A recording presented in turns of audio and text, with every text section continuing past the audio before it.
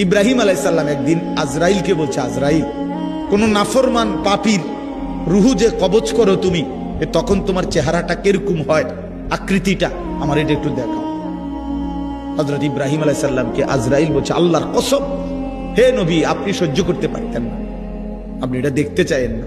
ইব্রাহিম আলাইহিস সালাম বললেন, না, আমার একটু হলেও দেখাও। তো আজরাইল এই বিভৎস আকৃতি, মানে নাফরমানের জান কবজ করার সময় উনার যে চেহারার আকৃতি হয়, এই চেহারাটা ধরে ইব্রাহিম আলাইহিস সালামকে দেখাইলেন। বিশ্বাস করেন, এই কিতাবে আছে, ইমাম কুরতুবীর কিতাব। ইব্রাহিম আলাইহিস সালাম একটা চিৎকার মাইরা বেহুশ হয়ে গেছে।